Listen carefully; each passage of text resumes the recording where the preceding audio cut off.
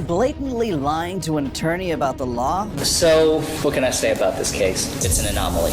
To an officer pulling over the Florida state attorney. What are you arresting me for?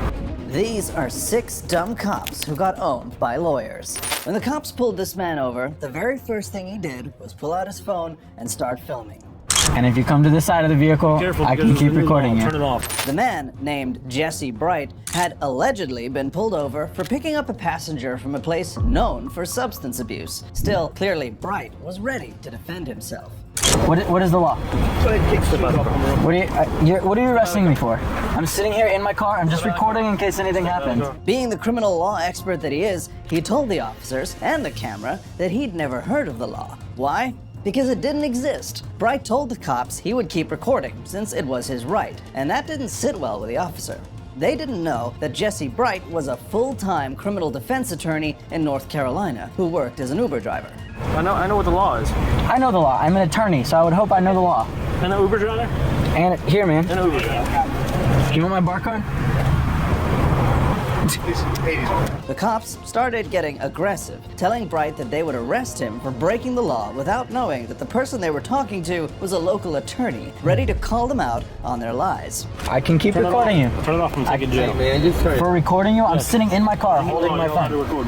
So, when one of the officers says he knows the law, Bright hits him back and says he knows the law too, maybe even more than him. I don't care, man. Okay.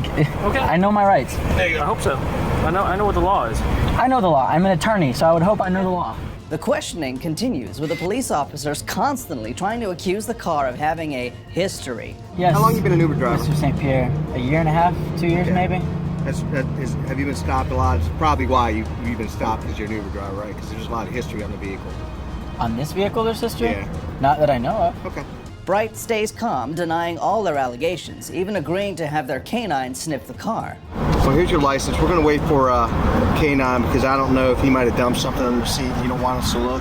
So we're just going to have K9 come out and smell. And if they do an indication, if not, then you'll be on your way, okay, sir? Okay. Bright even gets the police to admit that he won't be held responsible if they find any substances on his passenger. I mean, if he threw something under the seat, it still has nothing to do with me. Like. Okay, but it's in your car. I'm not saying it has anything to do with you, sir. I've never said that, did I? No, I asked you a feel simple like question. something's gonna be under the car and you're gonna say, I'm the driver, it's my vehicle, I'm responsible. Negative, sir.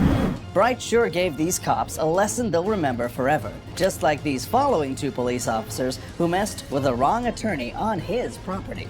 This is civil rights attorney 𝗦𝗨𝗕𝗦𝗖𝗥𝗕𝗘, and he's been pulled over by the cops on his own property. He was caught dumping trash in a dumpster when the police approached him because they were concerned he was trespassing. Don't turn this into an issue. Sir, you are turning this into an issue. We're just simply marking down who we're out with. The man is doing what he's there to do when the cops stopped him asking for his ID. If you don't mind, if you don't mind, can we see your ID? Yeah. All right. Till that point, it's all cool. But when an officer begins to record the details of his ID, the alarm bells start ringing. Nope, don't run it. Don't run my car. Don't run my ID. Huh? Springing right into lawyer mode, Emmanuel tells the police that they have no reason to run his ID and record it. Don't run my ID. Don't run your ID? You have no reason to. The argument gets heated, and the cops accuse him of violating other people's property and throwing his trash in there, asking him for his ID. Well, we're going to at least mark it down. We're going to take down your information. Nope.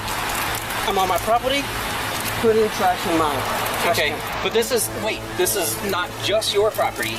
It's several people's property. I understand, Okay. but I'm not violating any law. But the man isn't having it. He keeps telling them that he lives on the same property, so he's not violating anyone's rights. Okay. But I'm not violating any law. So don't No run one my said that ID. you were violating any law. No, don't run my ID. But when the police absolutely refused to listen to him, he pulled out the big guns on them. No, don't run my ID. I'm a lawyer. I know my rights. Okay. I'm not violating any law. I'm on my property. There's no suspicion. No one called anybody. So don't run my ID. I only identify myself so that this won't escalate. That's when the cops do a double take, as they weren't expecting to hear that. They did try to cover it up by saying that they had freedom to write down anyone's ID. That's fine, but we can still mark down who we're out with, and so that's what we're going to do. No. Yes. You didn't stop me. Don't turn this into an issue. Sir, you are turning this into an issue. We're just simply marking down who we're out with. To add fuel to this dumpster fire, the officer once again accused Emmanuel of illegally dumping his trash. I understand that you're here, but I don't know if this dumpster belongs to you or somebody else in the It belongs to me.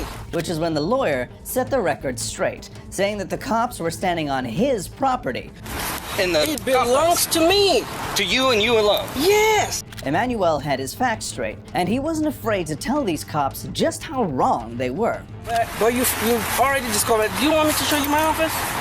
I understand that you're here, but I don't know if this dumpster belongs to you or somebody else in the It belongs to me.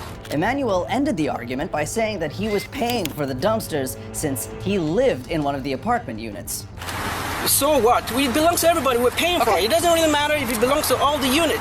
That's fine. Just give me back my ID. But if you thought that was as bad as it gets, wait till you see how this cop tried to pull the same trick on a judge. These cops just pulled this man over for using his horn. Oh, my horn! He was a judge who knew precisely how to handle the situation. You better check the registration on this plate soon, mister. As the man got out of his car to give the cops a piece of his mind, they asked him to get back in his car. What do you think you're doing? Oh, my horn! Sir, go back into your car. I'll be with you in a second. And that is when the judge absolutely lost it. He asked the cops to check the registration on the car so they would know who they were messing with. And boy, let's just say that the threat was enough for the cops to run in the other direction. While the cops fixed their mistake with the judge almost immediately, it doesn't mean they always follow the rules.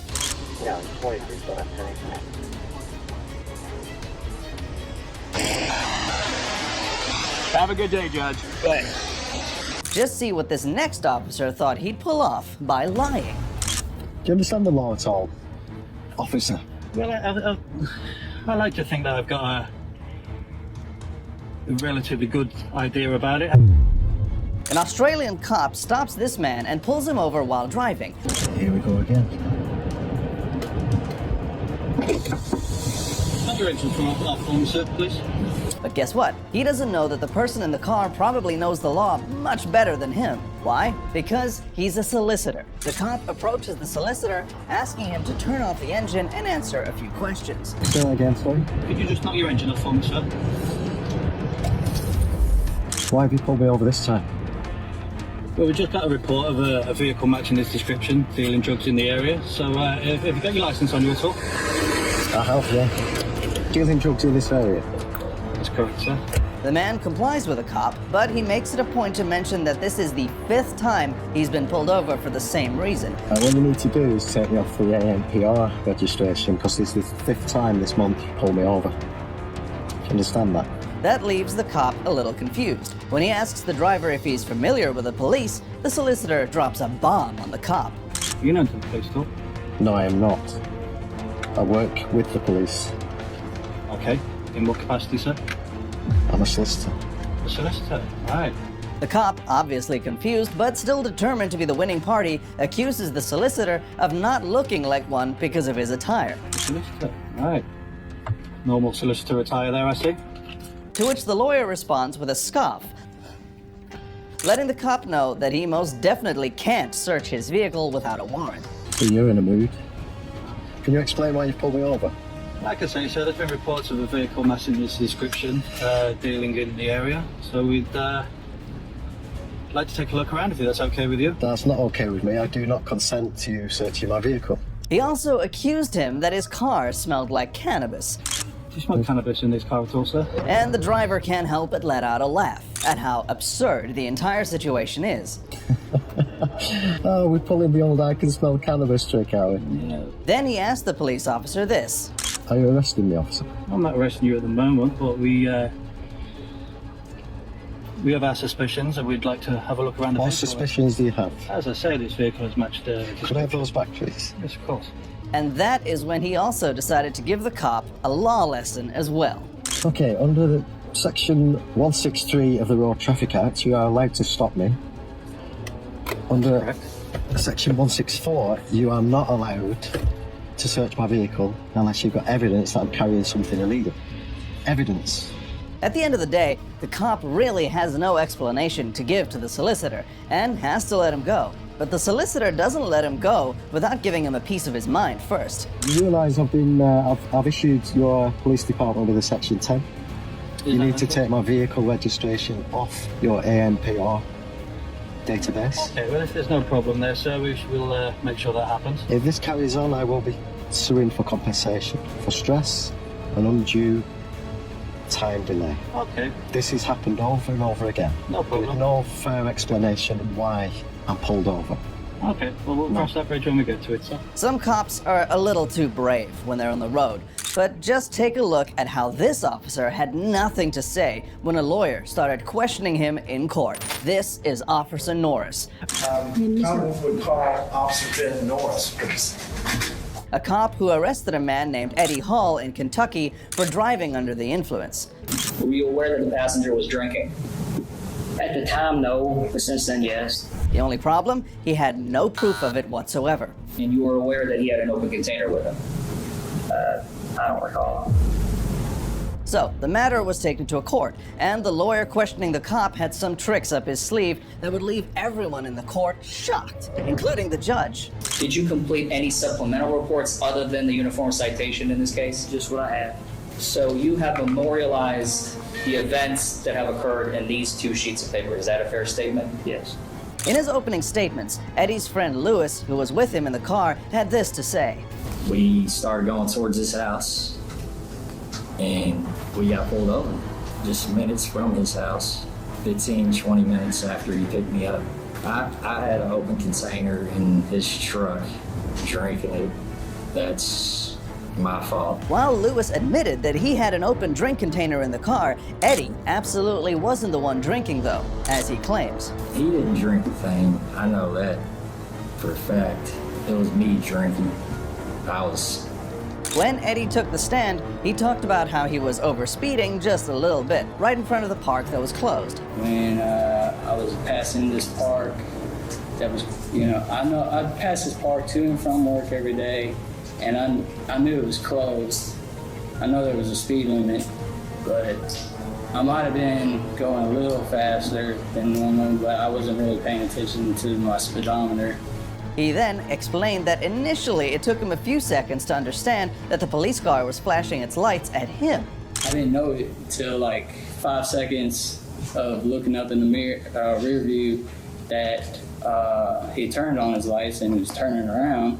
And by that time I came to the stop sign, and then I was like, oh, I'm getting pulled over. Eddie blatantly claimed that the officer who approached him looked like he was out to get him for a DUI, despite having zero proof of him drinking. And that's when I was approached by an officer who seemed to be like trying to get me for a DUI right from the get-go. The accused was brought in front of the lawyer, and the questioning continued. And during that training, were you trained on, well, what did the training involve? As Officer Batcher stated, it involved numerous procedures, as in driving, DUI detection, laws, etc. The cop was asked questions about his DUI training just to ensure that he knew what he was doing. During the training that you underwent at Eastern Kentucky, did they teach you in DUI detection and, prevention? Yes. When the cop started performing the eye test, he suspected Eddie was drunk. Like, he asked me what I was doing. I said I was probably speeding. Gave him all my information, and you've been drinking? I said, no, sir, not one drink have I drank. And then he asked me to step out. I stepped out. He asked me to do the eye test, which I told him I have astigmatism.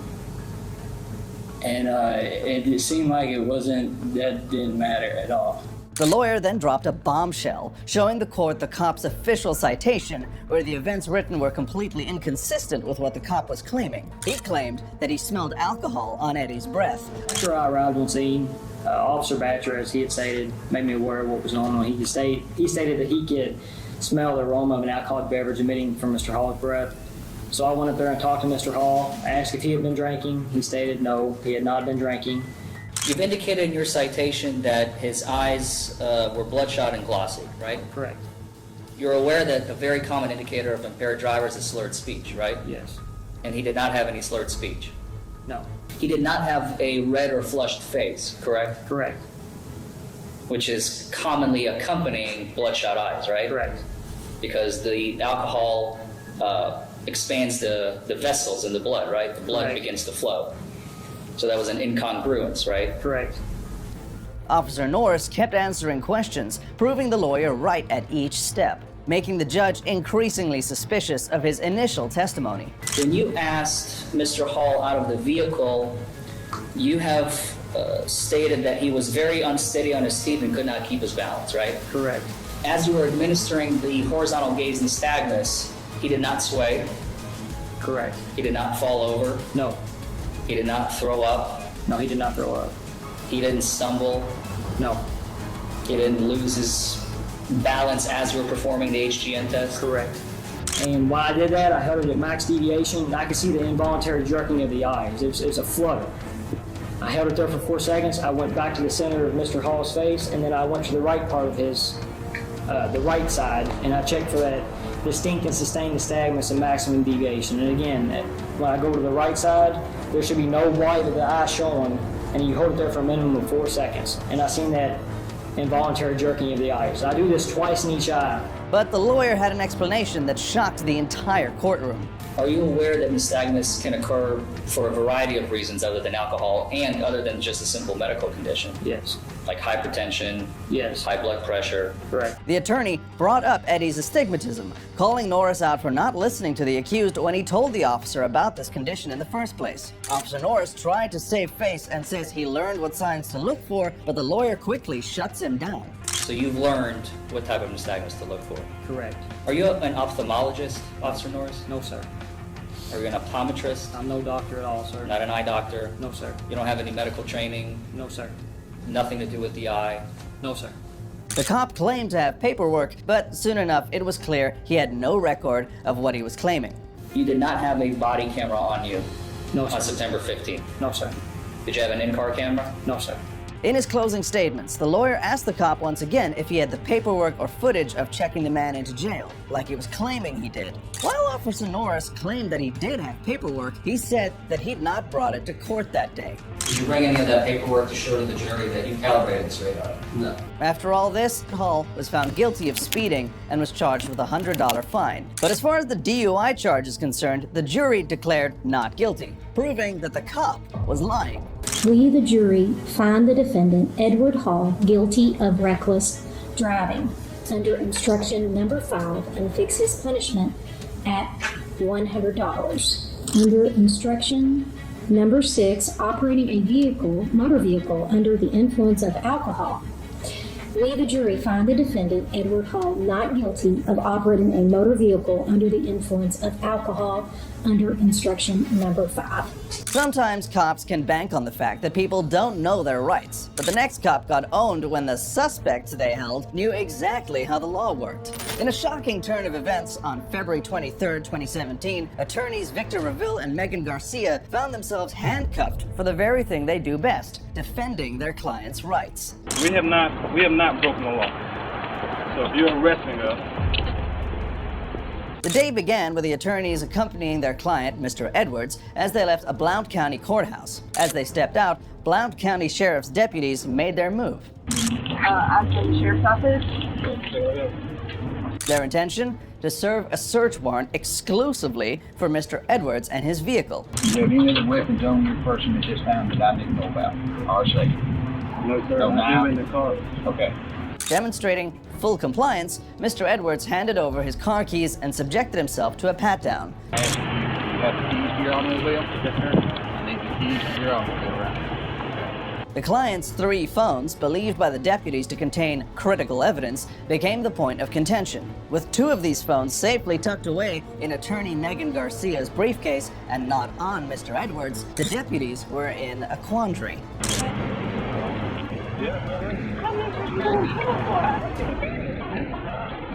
The cops possess a warrant for Mr. Edwards, but instead of pursuing the correct legal channels, they take a drastic step. They arrested the attorneys on charges of obstructing government operations. You both are under arrest for obstructing government operations.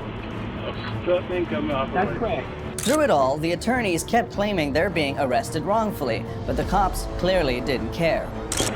I'm being arrested for obstructing government operations. That's correct. Let me take out this right here. You can't, man. Take the car. The prosecution also offered to drop the charges if the attorneys would write them a letter apologizing and saying that the deputies had done nothing wrong. But of course, the attorneys were never going to agree to that. This search warrant, this warrant was given to him after he gave us some things for us to use in his defense. And so we did not do anything to keep you all from doing you all's job. Now, if you all want to out here this satchel and go search and do it, we're not compelling you to search warrant on the there. I'm out here. And I understand your point, but understand ours. After a full day of trial proceedings, a Blount County judge acquitted the two attorneys after they made the case of refusing to consent to a search without a warrant, which was totally within their rights. Defense attorney 𝗦𝗕𝗘𝗘𝗘 emphasized the acquittal's significance, suggesting the charges should never have been filed in the first place.